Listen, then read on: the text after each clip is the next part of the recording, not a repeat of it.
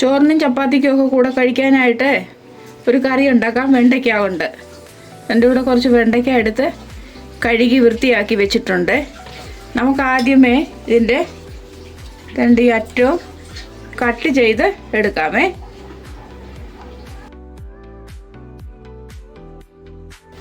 രണ്ട് ഇതുപോലെ കട്ട് ചെയ്യാം. വെണ്ടയ്ക്ക കട്ട് ചെയ്ത് കഴിഞ്ഞിട്ട് ഇങ്ങനെ നോക്കണം, കേടായ ഏതെങ്കിലും ഭാഗം ഉണ്ടോ ഇല്ലയോ എന്ന്. ഇതുപോലെ എല്ലാം നമുക്ക് കട്ട് ചെയ്തെടുക്കാമേ. ഇതുപോലെ ഈ വലുപ്പത്തിലെല്ലാം കട്ട് ചെയ്തെടുക്കാം. എല്ലാം ഇവിടെ കട്ട് ചെയ്ത് കൊണ്ടുവന്നിട്ടുണ്ട്. ഇനി നമുക്ക് കറി വെക്കാം. എണ്ണ ചൂടായി. അരിഞ്ഞു വെച്ചേക്കുന്ന വെണ്ടയ്ക്ക അങ്ങോട്ട് നമുക്ക് ഇട്ടൊന്ന് ഫ്രൈ ചെയ്തെടുക്കാം.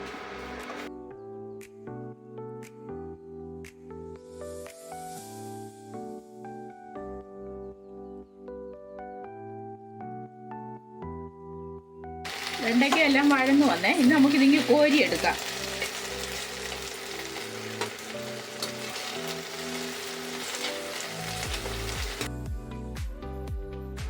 വെണ്ടയ്ക്ക എല്ലാം ഇവിടെ കോരിയെടുത്തേ. ഈ പാത്രത്തിലോട്ട് തന്നെ കുറച്ച് എണ്ണയോട് ഒഴിക്കാം. എണ്ണ ഒന്ന് ചൂടായി വരട്ടെ. ചൂടായേ. നമുക്ക് ഇച്ചിരി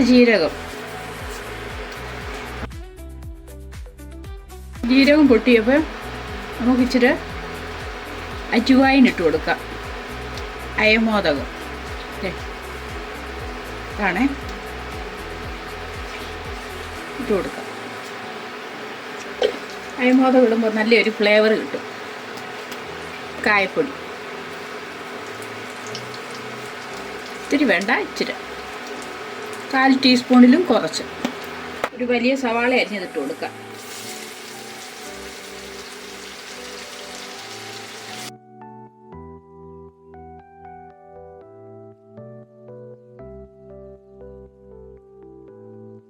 വലിയ വെളുത്തുള്ളി, ഒരു ചെറിയ കഷ്ണം ഇഞ്ചിയും കൂടെ ചതച്ചതാണ്. ഇഞ്ചിയുടെയും വെളുത്തുള്ളിയുടെയും ഒക്കെ പച്ചമണം ഒന്ന് മാറും വരെ ഒന്നുകൂടെ ഇളക്കി കൊടുക്കാം.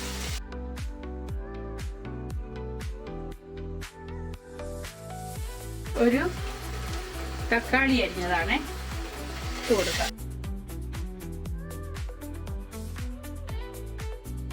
ഇച്ചിരി ഉപ്പിട്ട് കൊടുക്കാമേ.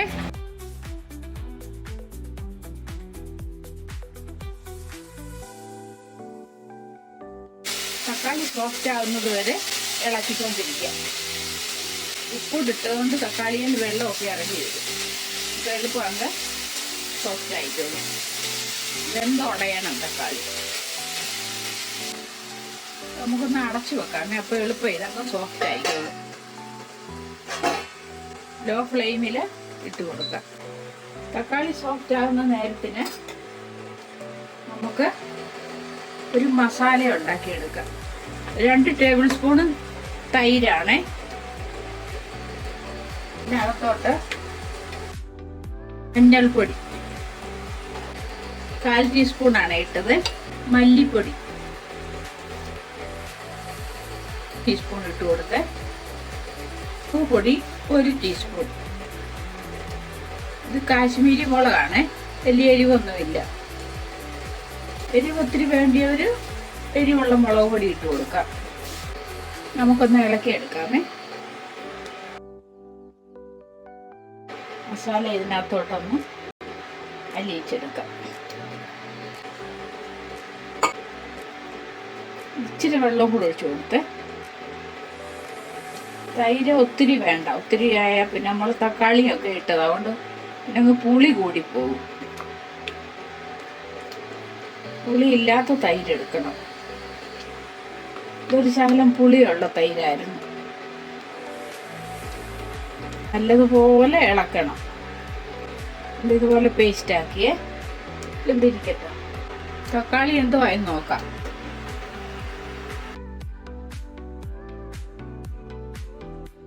തക്കാളി ഇവിടെ സോഫ്റ്റ് ആയിട്ടുണ്ട്. നമ്മളിപ്പോൾ ഉണ്ടാക്കി വെച്ച മസാല അങ്ങോട്ട് ഒഴിച്ചു കൊടുക്കാം. നമ്മൾ ഉണ്ടാക്കിയില്ലായിരുന്നു മസാല, തൈരും മുളകും മല്ലിയും എല്ലാം കൂടെ അങ്ങോട്ട് ഒഴിച്ചു കൊടുക്കാമേ. തൈര് ഒഴിച്ചതാണ്, അതുകൊണ്ട് ഫ്ലെയിം കൂട്ടിയിടരുത്. തൈര് പിരിഞ്ഞു പോകും. ചെറിയ തീയിലിട്ട് ഇളക്കണം.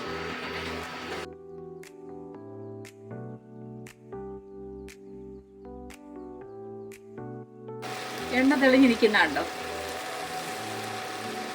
എണ്ണ തെളിഞ്ഞ് ഇനി നമുക്ക് ഇതിനകത്തോട്ട് വെണ്ടയ്ക്ക ഇട്ട് കൊടുക്കാം. നമ്മൾ വഴറ്റി വെച്ച വെണ്ടയ്ക്ക ഇട്ട് കൊടുക്കാം.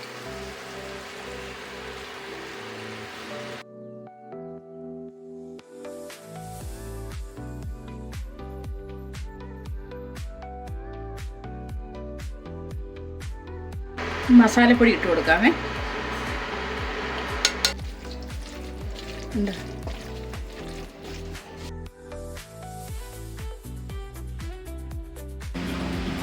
നമുക്കൊരു പാത്രത്തിലോട്ട് വിളമ്പി എടുക്കാമേ. ചപ്പാത്തിയുടെ കൂടെയാണ് ഞാനിത് സെർവ് ചെയ്യുന്നത്. എല്ലാവരും ഇങ്ങനെ ഉണ്ടാക്കി നോക്കണേ. വീഡിയോ ഇഷ്ടമായാൽ ലൈക്ക് ചെയ്യണം, സബ്സ്ക്രൈബ് ചെയ്യണം. Thank you.